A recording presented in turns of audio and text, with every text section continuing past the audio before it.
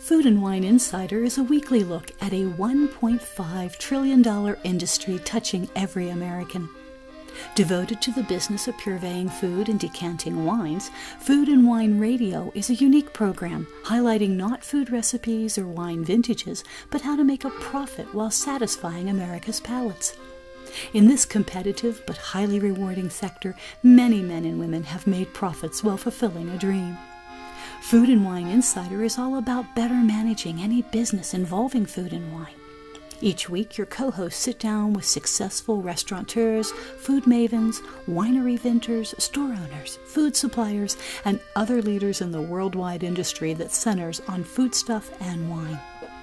In frank give-and-take sessions, guests and panelists talk about the business of bringing healthy and pleasurable foods and wines to others. Your Food and Wine Radio host are Ann Daw, former president of the Specialty Food Association and a longtime food executive who has held senior positions both here and abroad with Kraft Foods and Philip Morris.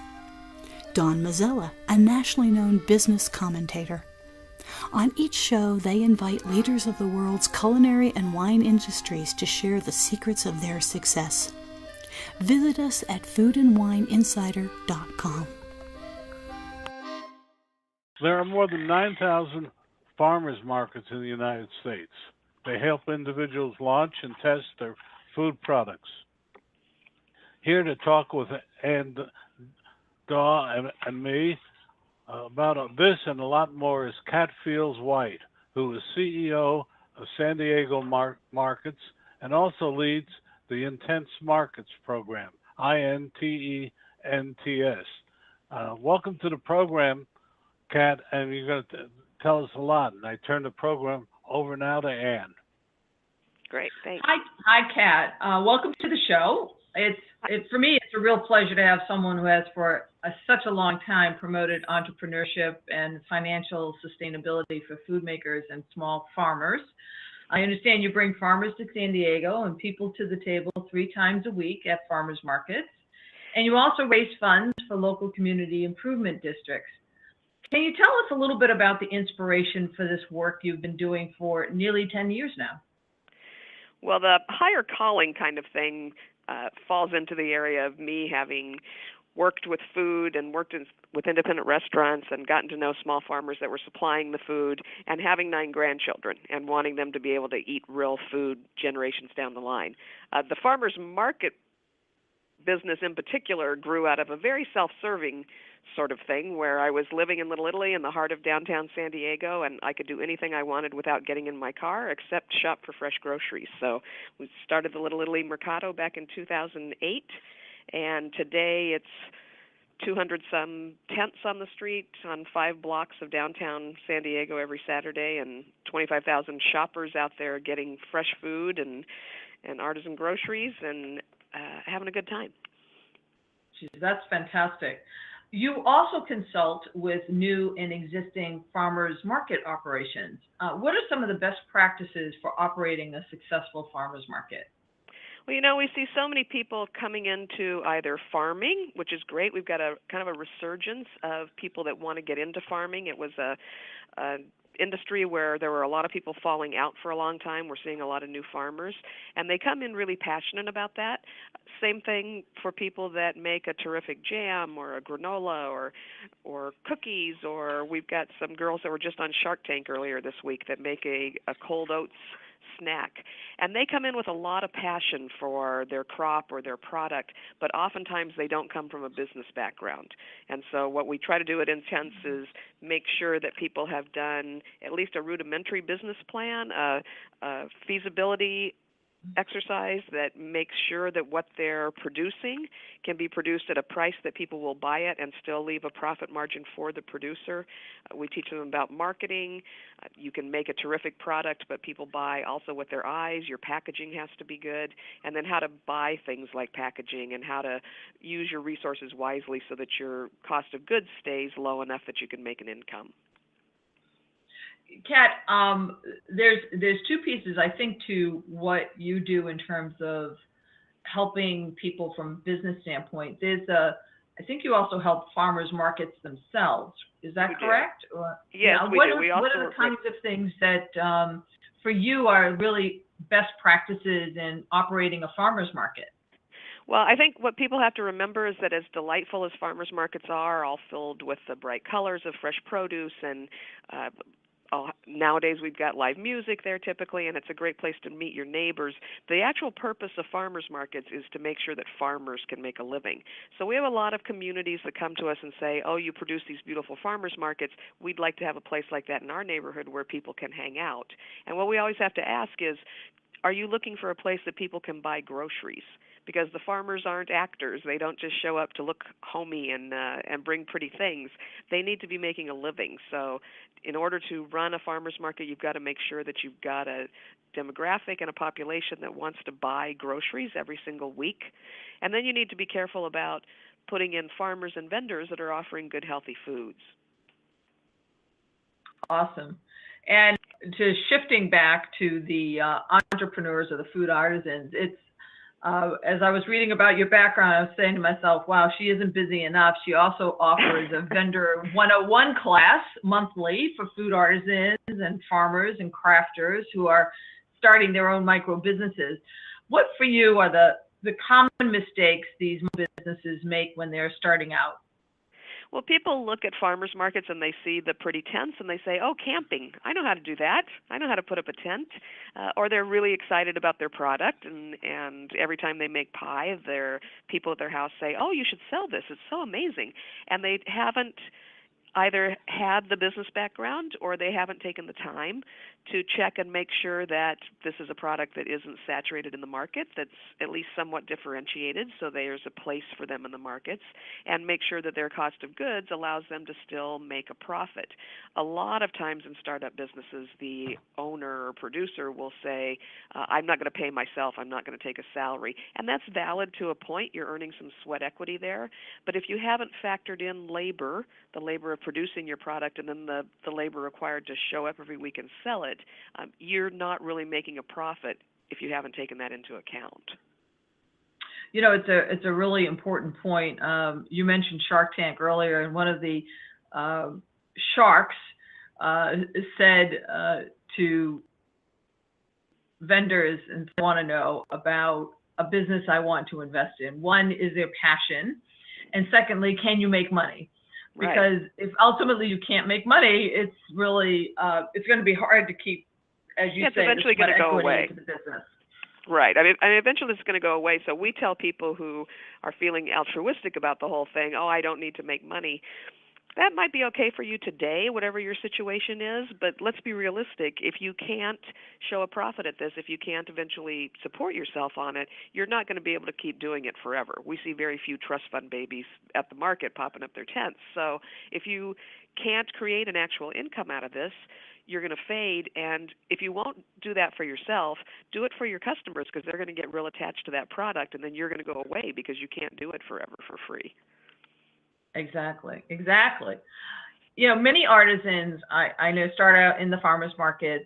They perfect their product design and appeal, but then come the big steps in understanding supply chain and broadening appeal that can ultimately include influencing distributors and retailers to carry their products. Right. Many times I've heard, everyone loves my product, now I need a distributor and a broker. And my typical response is, do you know why you need a distributor or a broker? What advice do you want to give to startups when you think they are ready to take some of those bigger steps? Well, two things. One, I think not everybody needs to take that step. So we've got farmers and artisan food vendors who really want to have a business that they control and they own. And frankly, the most profitable way, unless you're producing huge amounts of units, the most profitable way to sell your product is direct to the consumer, because you keep the entire retail price. Once you go into wholesale, and people coming out of farmers markets are often surprised and confused by this, once you go into wholesale, that broker has to be paid, and the distributor has to be paid, and the retailer has to be paid. They all have overhead that they have to deal with. So the amount that you're getting for your product, assuming it's priced correctly at retail, is going to be much, much less than what you've been getting by selling it directly to the consumer. consumer. So not everybody needs to grow into wide distribution.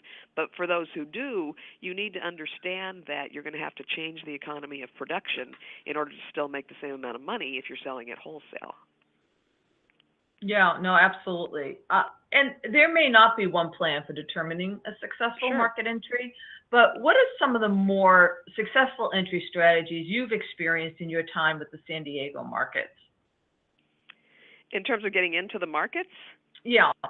Yeah, I mean, the first thing to do is find a differentiated product. So we get applications from people making chocolate chip cookies and brownies and lemon bars pretty much every day of the week. So if you, not to say that you can't be successful in farmers markets at this stage as a baker, but maybe you need to look at waffles that are kind of a healthier version of the frozen waffles in grocery stores, or maybe you need to look at pies, which utilizes local fresh produce, which means the farmers market demographic is going to be all over that, or tiny little cheesecakes that people can serve at parties. So you need to find a differentiation point for your product, and you need to make sure that once you've found that there's a price point that the consumer will pay without stepping back and being appalled. You want it to be easy for them. So you need to look around at what other people are selling. In the farmers market environment, you don't necessarily need to be the cheapest thing on the market. A lot of people don't come to farmers markets about price. They come because they want to know who produces their food and that it's a little fresher and it's a little maybe healthier. In the case of cheesecake, maybe it's just organic eggs or range-free or pastured eggs rather than others. They're not going to be terribly healthy, but they're going to be fresher and they're going to taste better, and they're willing to pay a little bit more for that. Awesome. I would love for you to talk about some of the products that when you saw them, you said, I know this is going to be a success. Tell me about some of them, because I think when you talk about the differentiation in the category, it's really important for people to know, well, what does that mean exactly? Somebody that's, truly has a unique selling proposition in the category. Well, actually, the women that started with us at Vendor 101 and just got picked up by Mark Cuban on Shark Tank produce a product called Mush, and it's cold oats, and it's flavored with things like fresh blueberries or cinnamon and apples, but it's made and ready to go. You don't have to cook it. Not that it's hard to cook oatmeal, but busy moms, busy people doing jobs that require intense hours are always looking for snacks, and there's a big part of the population trying to get away from sugar, and most of your quick grab granola bars and that kind of thing are full of sugar nowadays. So that product was a funny little product, and it's just become hugely popular. We thought it was really clever. Mark Cuban apparently thinks it's clever, and they're going wide distribution on that right now. So that was really fun. People doing fermented items right now, when we see something new come in that category, we know it's going to be a hit. That's a real focus right now for people that are eating healthy and thinking about how their systems work. Both younger and older people are really excited by that. So we've got some folks doing kombuchas and coconut yogurt that was just developed by one of our vendors. People who have dairy sensitivities, and there's a lot of people worried about that nowadays, still want that creamy yogurt. They make it from coconut milk. It's non-dairy. It's delicious. That's been a really popular product. But we see all kinds of fun things come through the farmers market. We've got a guy that makes artisan sriracha sauces and pestos and Alfredo sauces, again, with kind of healthier bent ingredients so that you can get those familiar flavors without being loaded up with sugar and things that you don't necessarily want to eat off the big grocery shelf. I think it's very interesting, just as when I was with the Specialty Food Association and we did the Fancy Food Show, you're seeing almost the first tip of what's coming as a trend, because right, exactly. These folks are the micro producers. Right. And are there any other trends that when you see the folks coming in through the farmers market, you go, wow, that's going to change. That's going to change the way people eat. Are there other things? You talked about fermented items. You talked about sort of healthy.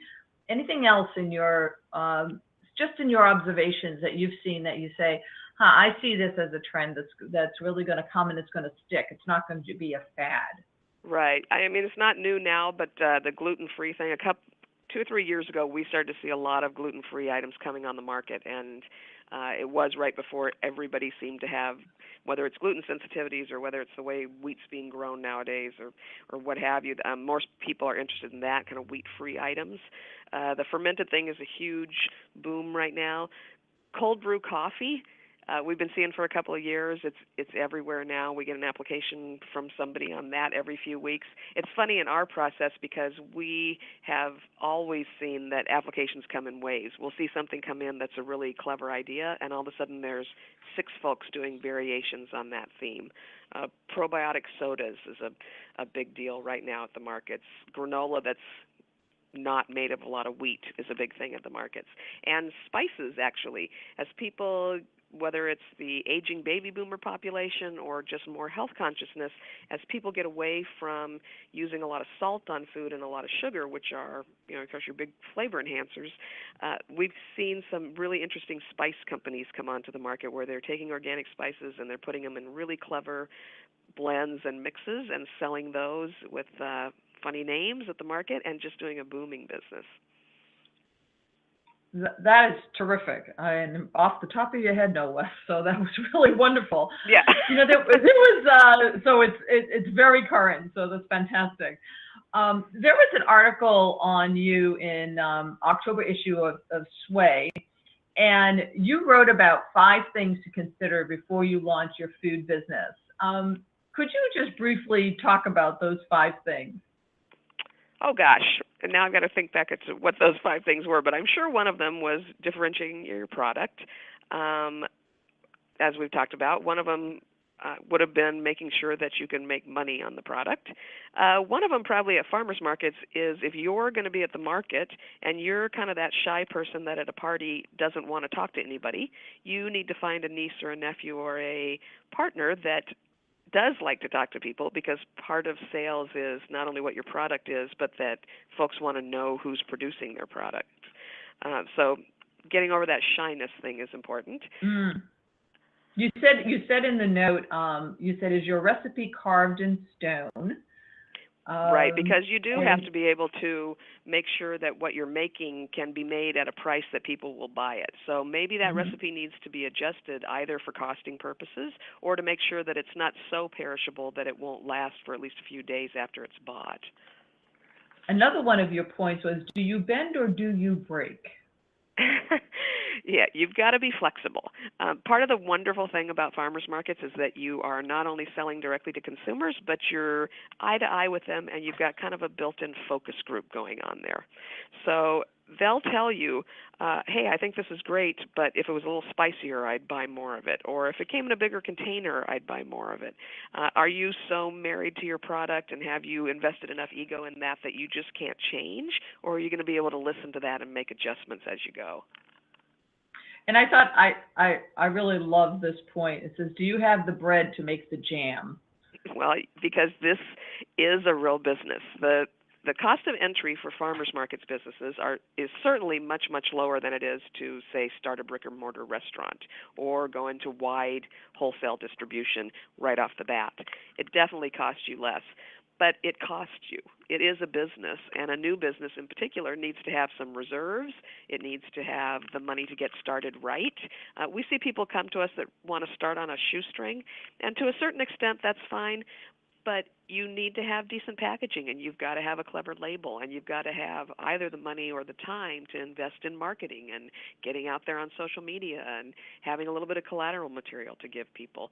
So we don't actually encourage people to start at too low a cost or too low a level of reserves, because we want to see them make it. And we've seen folks just succeed themselves right out of business when they suddenly got busy and they didn't have enough reserves to increase their inventory levels.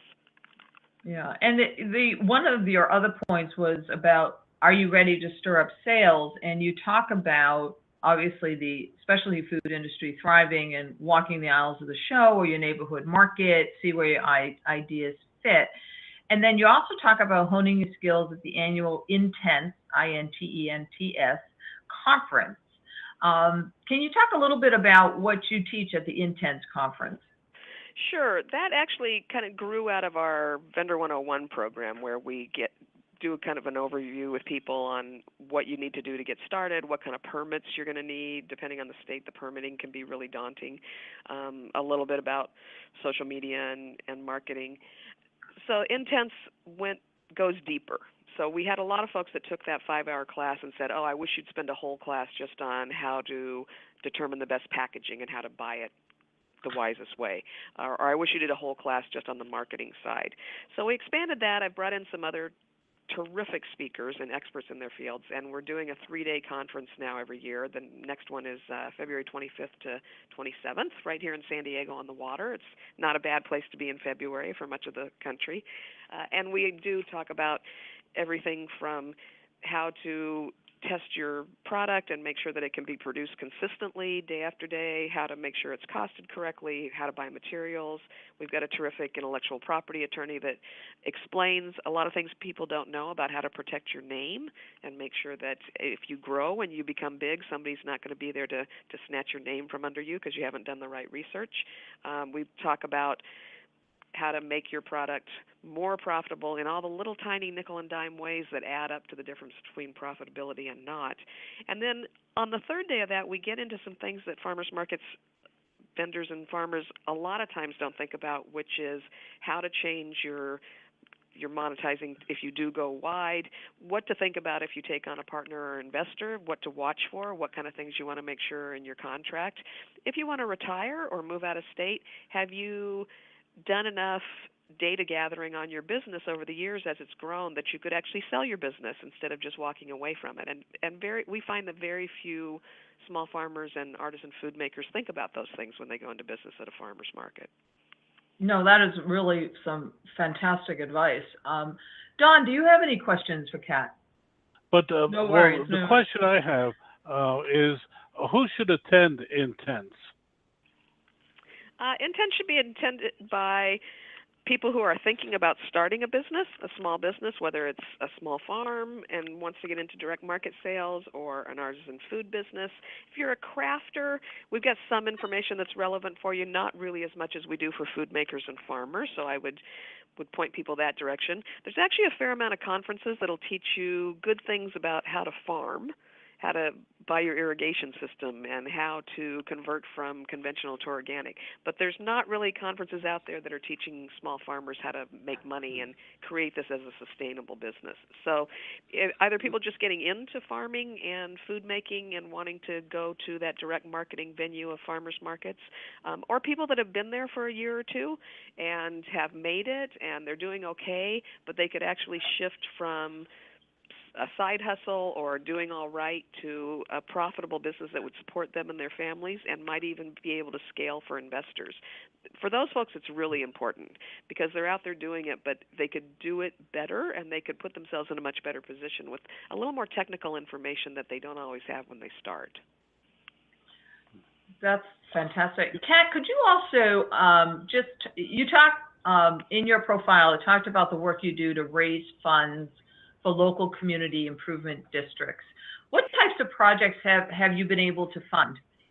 Well, actually that's what we do precisely with the farmers markets that we manage in San Diego is we typically partner with a business improvement district or community association that wants to bring a farmers market to their community and want to raise funds. So the booth fees that we charge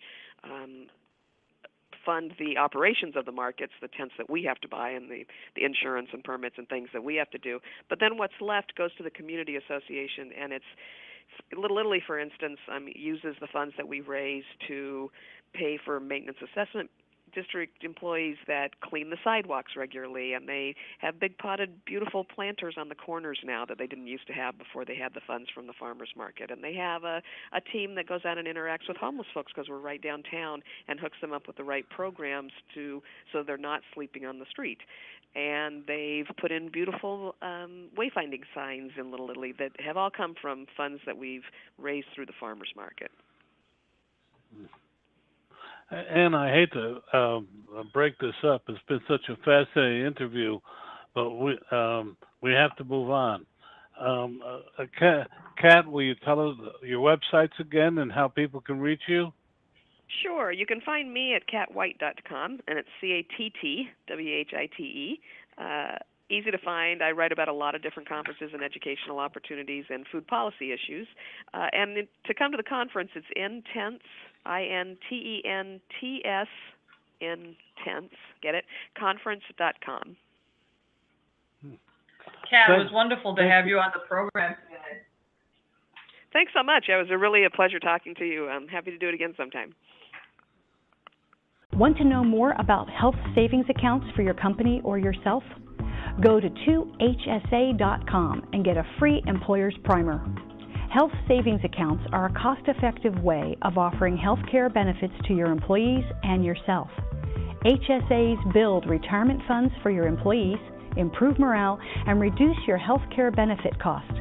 For a free employer guide to HSAs, go to 2hsa.com. That's 2hsa.com. Dan Perkins here from Recalculating.biz with your featured book. I want to tell you about a recent interview I had with Bob Bethel, a turnaround specialist with lots of success in small business. Bob's new book is Strengthen Your Business, Fail-Proof Strategies for Small Business. He tells us of his life successes and failures that have made him and his clients so successful. Over the years, Bob has brought 77 companies back from the brink and changed them into thriving, profitable businesses. His energy is amazing, and at 74, he proves that you can still have a great deal to give others if you just try. His suggestions are easy to understand and very helpful. One insight struck me was that most companies do not have a plan. The old Chinese proverb says, if you don't know where you're going, then any road will take you there, is true today. Bob Bethel's book, Strengthen Your Business, can be found at Amazon.com or can be ordered at your local bookstore. This has been Dan Perkins with your Recalculating.biz featured book. You are listening to Ann Daw and Don Mazzella, and the program is Food and Wine Insider. You can listen to past shows at foodandwineinsider.com. And our next guest is someone I've been looking forward to talking to for a long time. It's Michael Volpatt. He's I love this Big Bottom Market and Larkin Volpatt Communication. Michael, welcome to the program. Hi, Michael. Welcome to the Food and Wine Insider Show. It's really a pleasure to me to have a marketing and PR implementation expert on the show. I understand you've been with Larkin Volpatt Communications for over 15 years. And interesting to me is the very distinctive businesses you're involved in, Big Bottom Market and Equality Vines. Maybe you could give us a little bit of background on how you got involved in both of these businesses. Yeah, sure.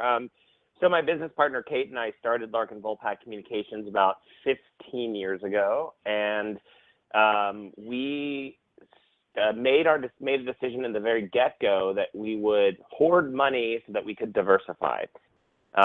I lived in New York City and moved out to San Francisco to run some of our business out here. And when I moved out here, I started traveling a lot up to the wine country for the weekends and ended up one weekend looking at houses, and a few days later I was in contract. It was very fast and furious. But I moved to a little town called Guerneville, right in the Russian River. And I moved here at a time when the economy was low, houses were affordable. The town itself was ripe for renaissance. And I met a restaurateur, and she and I, in our long hikes in the woods, talked about the things we thought the town really needed. You know, I've always been into cooking. I've always been into the wine industry. It just kind of really thought that the town needed a cute, fabulous little deli and marketplace. And so that was the genesis of Big Bottom Market. And it took us about 6 months to get it open, but now it's been around here for, we're going on our 7th season. Let's stay on Big Bottom Market for a moment, and we'll come back to Equality Vines. Interesting name, so you need to tell us where that comes from. Yeah, so the town of Guerneville is at the bottom of an alluvial floodplain, and towns that are at the bottom of an alluvial floodplain are called Big Bottoms, and we just thought it was such a fun, alliterative, and just great name that would resonate really well with the community and all of the visitors up here. And it's kind of fun to watch people stand in front of the sign and stick their big bottoms out and get it and take selfies. It's unique and it's quirky and it's catchy. So it really worked well. And to be honest with you, I wasn't a fan of it at first.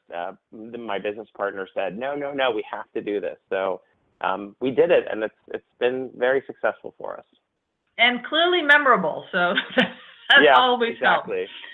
You know, could you talk about the attraction to the product? Talk about the biscuits. Tell us what makes those biscuits so special. So the recipe is a wet biscuit recipe, which means that when you make when we're making the dough, for a first timer, they'll look at it and say, there's not enough flour in here. But what we do is the dough is so wet that you scoop it and you nest it. You nest each one biscuit next to the other in a square pan, and they bake up that way. They bake into one another so they're not falling down, and they end up being square biscuits. And they're very unctuous. They're super tasty. We have multiple variations of the biscuit, and people have really come to absolutely love them. And you may have read this, but last year Oprah said that our biscuit mix, and ultimately our biscuits, and our honey, which comes right here in Sonoma County, were one of her favorite things. So that was a big deal for us. You are also testing the concept of a biscuit bar in New York City. Could you talk a little bit more about what that was all about and any of your lessons learned from the test itself? Yeah, it was a really awesome opportunity. So Kate and I, in addition to having Big Bottom Market and Equality Vines, we're also investors in 2 restaurants in New York. And one of the restaurants that's part of that group that we're not a part of has a coffee window. So we went to the restaurant owners and we said, or our business partners, and said, we really love this concept of a biscuit bar. We'd love to open up the Big Bottom Market biscuit bar out of your coffee window for the restaurant in the Upper West Side. And what we all decided as a team was to first launch Big Bottom Market biscuits on the menu of a few of the restaurants, and then from there, see how people liked the biscuits in New York. And they loved them, which was great. So a few months later, we opened up the Big Bottom Biscuit Bar. We opened it up in a coffee window that existed in an Italian restaurant called Osteria Cotta on the Upper West Side in the 80s in Columbus Avenue. And it was really successful. It got great press. People loved it. But I think there was a disconnect. Is this an Italian restaurant? Is this a biscuit bar? So it was a scaled down version of what we do at Big Bottom Market. It was biscuits only with toppings like pulled pork, our sea biscuit, which is smoked salmon, capers, creme fraiche, and pickled onions. We had 4 or 5 things on the menu, almost like In-N-Out Burger, very focused. We partnered with a coffee company, Stumptown, and served their coffee. And like I said, it was well received, but it wasn't well received enough. And so we realized after doing it for a few months that maybe we were right concept, wrong place, wrong time. If I had to do it over, there are a few things I would do differently, especially in New York City. Number one is I would make it its own location. And I think the confusion between Osteria Cotta and the biscuit bar itself was too much for people to get past, especially those that had been living in the Upper West Side and been eating at Cotta for so long.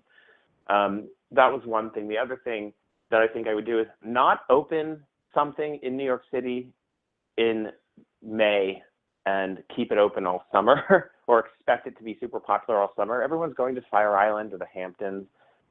New York is not as busy in the summertime, especially on the weekends in the summertime. So that was another big lesson learned. I'm glad we did it because it gave us a lot of more national exposure. I think that's terrific, and I think it's always great to hear the lessons learned. It's interesting. I always think of biscuits as something that's sort of more South, but a more Southern type of thing. But you were able to sort of introduce it in a northern context in the middle of bagel country. So I give you a lot of credit for that. What are your plans? Go ahead, Jim. Let me just jump in real quick. One of our kind of marketing ideas was move over, bagel, the biscuit has arrived. and a few blogs like Eater New York actually printed that. We thought that was super fun. So excellent. What are your plans going forward? I've seen your Big Bottom biscuit mix and honey. It's sold through Amazon. Any thoughts in terms of, I don't know if you have a retail line per se, whether you're selling in grocery, but what are your plans going forward? Yeah, we do. So last year, we signed on a distributor. We work with a company called Zoe's Meats based here in Sonoma County. They have 4 warehouses, one here in Sonoma, one up in Seattle, one in Boston, and one in New York. And then they partner with distribution companies like KeHE, for example, all over the country. And so their products, Zoe's products, are sold in 5,000 locations, restaurants, and retail stores across the country. We partnered with them. We started selling our mix and our honey. We're now in 200 stores nationwide, which is very exciting. And we're working on expanding our line. The one thing that we're really focused on doing is creating a frozen biscuit dough that we can sell not only at food service, but at retail. And my big lesson learned here is, finding a co-packer to create a product for you that's so niche, a wet biscuit dough is so niche, has been super challenging. So that's been a real lesson for not only us, but the team at Zoe's as well. Yeah, I think that's a really excellent, because a lot of entrepreneurs, a wonderful concept and a unique proposition, and sometimes you have to almost adapt to what the co-packer or the contract packer is able to produce. You don't want to compromise too much, because your biscuit is clearly very, very unique. As you think about the future, again, what key challenges besides the contract packing do you see going forward in terms of what's your vision of where you want to take Big Bottom Market and Big Bottom Biscuits? Wow, look at the alliteration on that. So yeah, there you go. So when we first opened, I had this grand dream of opening additional retail locations. And once I started working in the store and in those 4 walls and recognizing how challenging things can be, from controlling food costs to controlling labor, I realized that expanding the number of locations that we have from 1 to many is probably not in the cards right now. What we really are focused on doing is building out the brand from a distribution standpoint and expanding our retail product line. So that is the one thing that we're very focused on. And the other thing, which I'm very excited about, and just got this news last week, is that we are going to be launching a biscuit cookbook with Hachette Publishing, their imprint called Running Press. So that book will come out in April 2019, and we're hoping that that's going to further bring awareness to the Big Bottom Market brand. Wow, that's really awesome news. So that's a lot going on for a little biscuit. Yeah. I'd like to shift a little bit to Equality Vines. I understand this is the first cause wine portfolio. Can you tell us a little bit about the backstory on the business and how it got started? Yeah, this is so interesting. So I'm not sure if you know who Jim Obergefell is, but he's the named plaintiff in the marriage equality case over Obergefell versus Hodges. He's the reason why the LGBT community can get married. A friend of mine called me right before the decision was handed down and said, I know this guy, his name's Jim Obergefell. You probably know him. He needs somebody to help him with his PR. So he called me and we hit it off. We're fast friends, and my business partner and I started helping him with PR. And what we ended up being were gatekeepers. We fielded a lot of phone calls and a lot of people interested in working with Jim in various ways. one of the people that we fielded was a guy named Matt Grove. Matt owned a wine company and imported wine from South Africa. He had this vision of creating a wine that was dedicated to Jim and his late husband, John Arthur, and would give money back to LGBTQ causes. When we spoke with him, we asked him obviously a lot of questions. We had no idea who he was, and really wanted to get a better understanding of his vision for this wine and what he thought could be created. And he told us that he wanted to expand beyond just LGBT causes and have this cause wine portfolio. We loved the concept, but we didn't love where he was getting his bubbles from. The first wine he wanted to make was sparkling wine, and he was going to buy it from Napa Valley. Napa makes amazing wines, but the gay community is really rooted in the Russian River Valley, and so we said, listen, we'll work with you, but we want you to talk to Joy Sterling at Iron Horse Vineyards. She makes some of the best sparkling wine in the world, and she is very focused on giving money back to the community, and we want her to be the first. And within a few hours, we had Matt on the phone with Joy Sterling, and she was all in. So that's kind of how the brand started.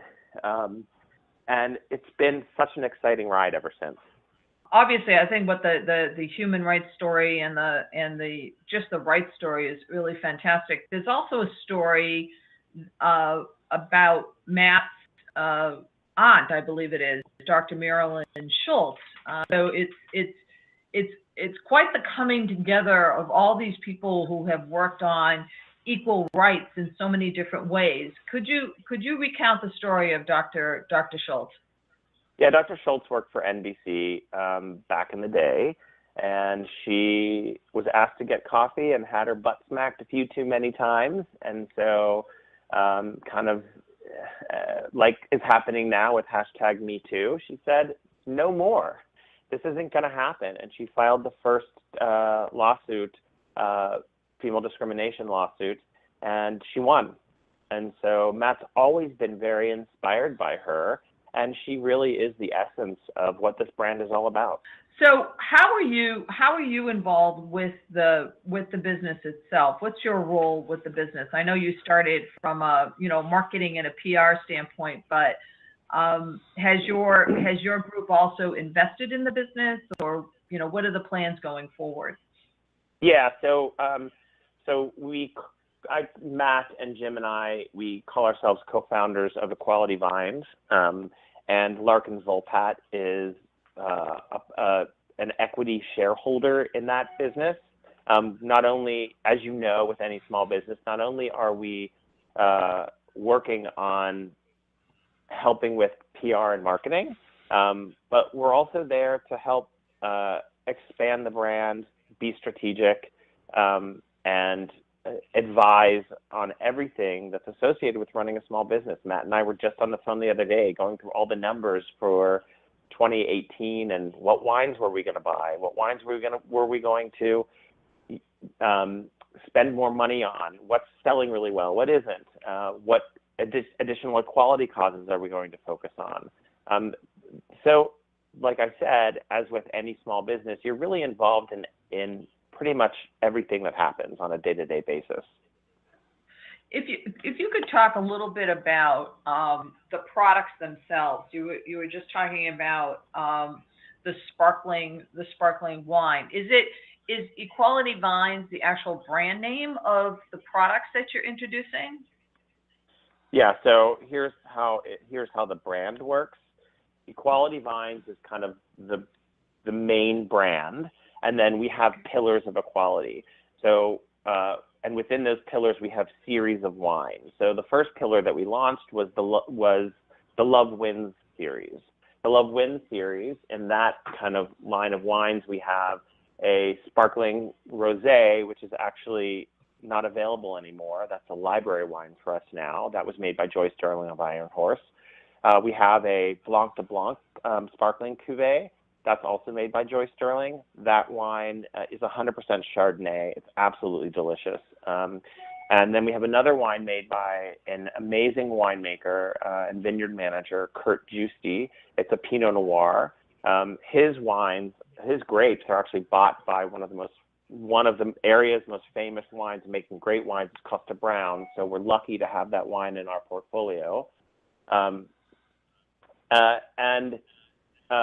We have then another pillar of equality that is for women's rights. It's called 19th Amendment. We partnered with the League of Women Voters for that pillar of equality, and $2 of every bottle we sell of that wine goes back to the League of Women Voters. We launched with a wine made by Alison Green Duran. It's a Sauvignon Blanc. It's absolutely delicious, and the grapes come from here in Sonoma County. We have a Russian River Pinot Noir made by Bailiwick Vineyards. That's awesome. And then 2 weeks ago, we had a wonderful event. The president of the League of Women Voters, Chris Carson, and Jim Obergefell were visiting with people all day in our tasting room that we just opened a few months back. And we released a 2015 Chardonnay from Patient Terrier Vineyards that's also located here in Sonoma County. Are there more pillars to come? Yes, more pillars to come. We're actually looking at doing something around immigration. Our working name for our first wine that we'll launch is called Dreamer. We love that. It just kind of gives us chills every time we think about it. And we just tasted wines with a winemaker called Ulysses Valdez. He's got an amazing story. He's an immigrant, worked his way up in the wine industry, started buying vines, and his whole family is involved in the winemaking process. His daughter, who's 26, has 5 vintages under her belt. That means she's been making wine since she was 21. She's super talented. Her first wine that she made all by herself is a Chardonnay from the Russian River Valley. It's fantastic. And actually, on February 17th, which is President's Day weekend, we'll be featuring her wines at the market at a dinner we call Venti. It's dinner for 20. We bring in a chef and transform the market into a table for 20. It looks beautiful, and we'll be serving amazing wines from the Valdez family.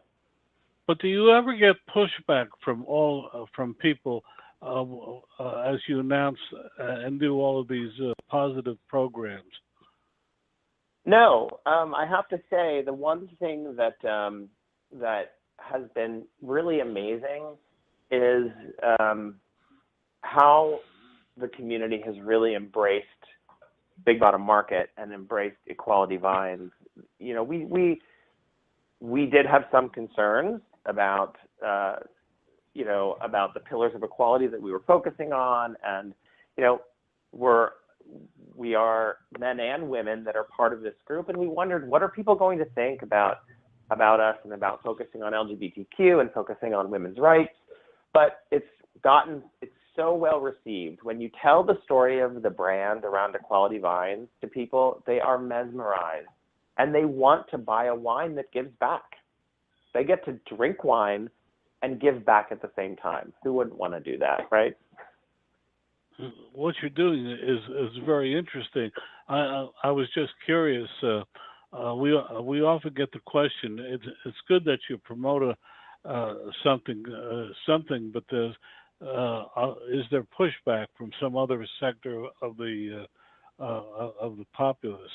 And if I'm hearing you correctly, you're saying no. So far, no, nope. Nobody has pushed back, and if not visiting the tasting room or buying the wine is pushing back, then that's the decision that people make. Not everyone's going to love a brand. That's another big lesson. I mean, not everyone's going to like Big Bottom Market. There are people in the community that, although the community really embraces it, there are some people that think our sandwiches are too expensive. Well, it costs a lot to make a really good sandwich, and it takes time to make a really good sandwich. And you have to really own those elements of what your brand is all about. Because if you start to try to please everybody, you're just going to water the entire experience down to the point where it doesn't mean anything to anyone. And that, to me, is a really important part of maintaining the integrity of what a brand is all about. Absolutely, Michael. I couldn't have said it better. I want to return to Equality Vines. Yes, how do you sell? Where people go to buy? I know there's online kinds of things, and you have a wine club, but is there something unique about how you sell wines, and whether you go to retail or whether you're online? What different way are you trying to approach the consumer so that A, they become aware of your product, and B, they're ongoing customers of the product? So our big focus right now is direct to consumer, and that direct to consumer mainly happens within the tasting room and on equalityvines.com. So I was listening a little bit to the person that you had on before from InTents, and she was talking about not jumping into something without having the right amount of funding and the ability to kind of pay for what you're doing. And so we approach each sector of the market when we know we can do it in a way that can scale for us as a business and scale for us from a financial standpoint. So we started the brand not even knowing we were going to open up a tasting room, and we were reaching out and selling the wine at retail. So a few distributors were selling our wines and also selling it online. And we realized that was going to be so hard for us to scale and sell a lot of wine that we really needed a presence like a tasting room to be able to sell more wines direct to consumer. So we took on investors. There was a space available in Guerneville right across the street from Big Bottom Market, as a matter of fact, and we took on investors and we built out the tasting room, and that's really our focal area right now. The next area that we're going to focus on, and an area where we don't have to have a ton of investment, is corporate wine club memberships. So, for example, we are going to test something, hopefully in the early 2018, with the League of Women Voters, that is a league-only wine club that the League of Women Voters promotes to their constituents, their internal people, and it's focused on delivering the 19th Amendment wine to people that are, like I said, constituents of the League of Women Voters. We can replicate that model once we build it across other corporate entities. It could be a nonprofit entity that we build it against. We're talking to the YWCA right now about doing something similar.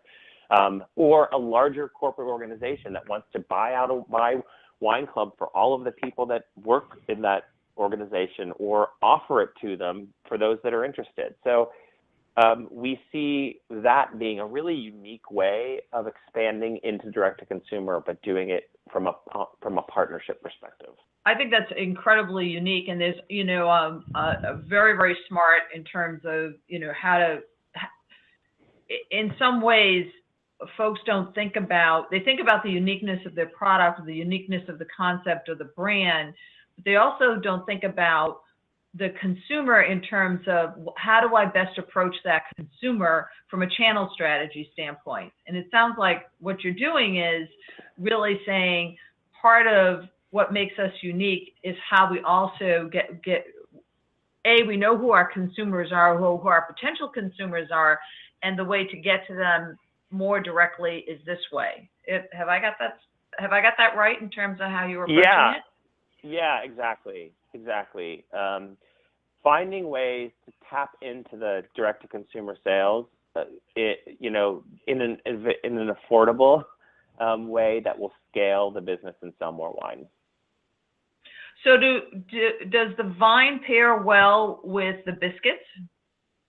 Oh yes, of course, biscuits and bubbles. Who wouldn't want biscuits and bubbles this morning? So it's one of our favorite things.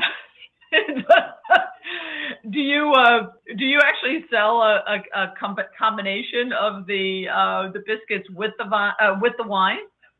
Of course. Now, come on. I'm a marketer okay. by trade, and I want to expand all of my businesses as much as possible. So the minute I knew we were doing sparkling wine, I said, Matt, who was one of my business partners, I said, we have to do a basket of biscuits and bubbles. And so the basket is a bottle of our Blanc de Blanc sparkling wine from Iron Horse Vineyards, and then it's called Love Wins, by the way.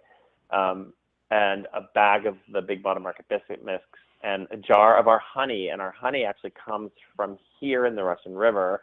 It's an orange blossom honey, so it's surrounded by orange trees as well as Pinot Noir and Chardonnay grapes. So it has a flavor that is so the terroir of the Russian River Valley. It's really absolutely beautiful. So I think, Michael, you need to own all of the potential B words, because I think you've got bees, you've got bubbly, you've got biscuits, and you've got Big Bottom.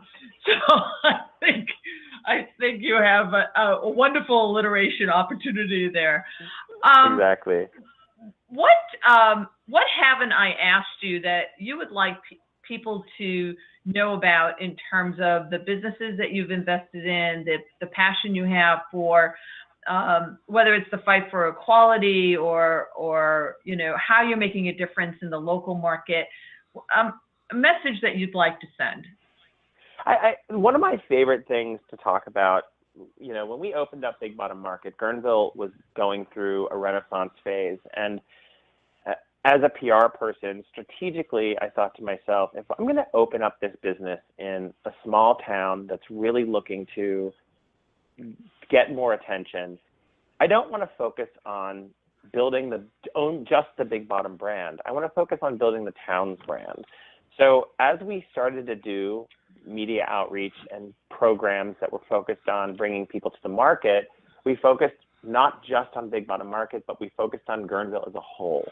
And all of the great things that people in the community were doing to change and build Guerneville to make it this amazing place that it has always been, but make it even better, and bring it kind of into this renaissance that we've been experiencing. So that was a big part of what our strategy has been. And the addition of Auto Camp Russian River and Boone Hotel and Spa and Boone Restaurants were there before Big Bottom Market, and created by a woman named Krista Lubke. And all of the other businesses that have sprung up because of businesses like Boone and businesses like Big Bottom Market has been super exciting. And so every time something opens, we're there to help work together with those community members and local business owners to help tell their story. So you must never want to leave Guerneville. Oh no, I want to leave here. I mean, no, I don't want to. I love living here, and I think I will live here forever.